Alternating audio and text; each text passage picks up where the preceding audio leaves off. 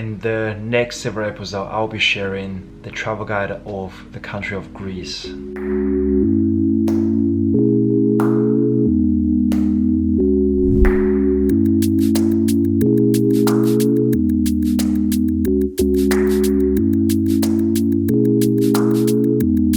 Greece has more than 6,000 islands, divided into 6 different island chains, as well as 2 standalone islands that are Crete and Evia. It is a country that's got a super rich history, rich in culture. Because of this culture, give them a wide range of food that everyone appreciates. It's kind of similar to Turkey. I'll say they fall into the same traveling category, which is culture and food, but they are different in details. The ruin that you have in Greece will be completely different than the ruin that you will see in Turkey, as well as all the foods. Later on, Greece has its own 6,000 islands that everyone can enjoy the water activities, beach, sunshine, sunset, and also the architects are so different. So if you like Turkey, I got a feeling that you're gonna like Greece. I will separate the whole travel guide into 3 different episodes.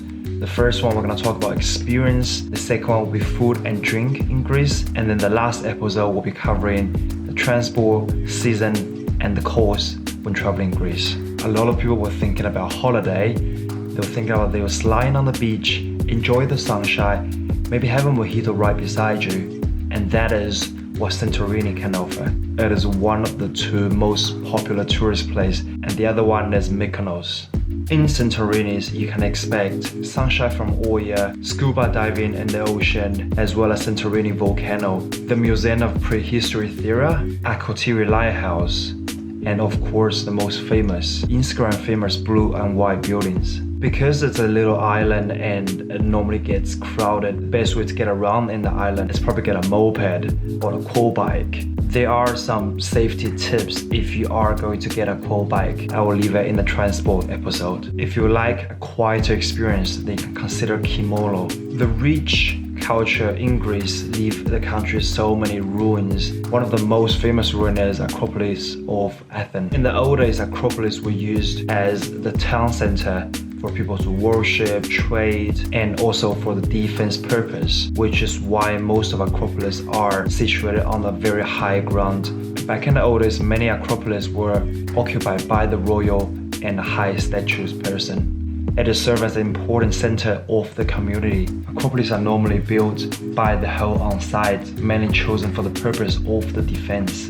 The most Acropolis among the Acropolis of Athens are the Parthenon, and it's dedicated to the goddess Athena Parthenon, who embodied the prestige and the power of the city. It is the largest temple ever of the country and is standing on the highest ground of the city of Athens. They built Parthenon for 2 purposes. First is to house the great statue of Athena, and the second is to serve as a treasury. For a comprehensive knowledge of Acropolis, you can visit Acropolis Museum. It has a collection emphasis on the Acropolis since the 5th century, and it reviews the history from the ancient ruins, Acropolis, and it's got its collection starting from the floor all the way to the ceiling. Among so many ruins, Majestic Meteora is one of the kind. Of course, it's World Heritage listed, and its uniqueness comes from the incredible rock formations and the century-old monasteries. And I highly recommend you get a local guide just so that you get the full background of what's happening.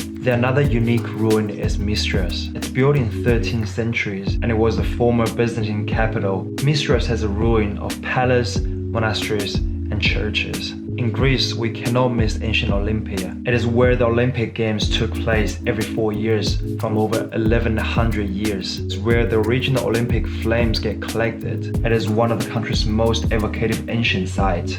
And according to the legend, it was the god Zeus who held the first Olympic Games to celebrate his winning against his own father in wrestling. To get the full experience of the ancient Olympia, you have to go to the Archaeology Museum of Olympia. It is one of the principal museums of Greece, showcase the collection of terracotta, bronze, sculpture, and everything related to the Olympic Games. Got some notable exhibits such as Nike of Pioneers, Wind Gorgonion, Pediment of the Temple Zeus. The city of Monemvasia provides a full medieval experience. Just so you know, the medieval period or the Middle Age lasts approximately from the 5th century to the 15th century. It began right after the fall of the Western Roman Empire. Monemvasia connecting to the mainland Greece via a single bridge, and in there you get a pure experience of living in a medieval time. If you want to just have a chill holiday, then you're gonna love the city of Thessaloniki. It's got the reputation as the chill out metropolis.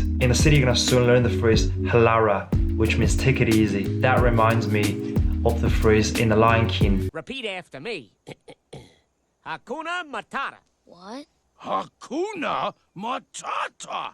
It means no worry. As an important trading port, it has bring to the city of a diverse language, tradition, cuisine, and culture.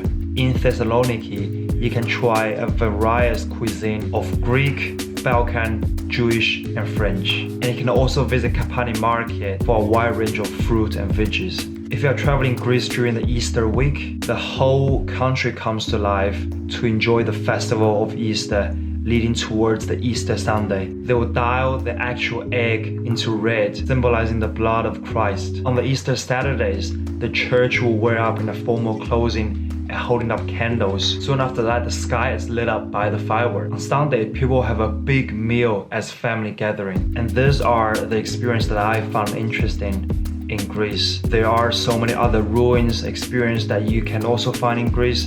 And again, I will leave that as a surprise when you are not actually traveling to Greece. Next episode, I'm gonna talk about the food and drink in Greece.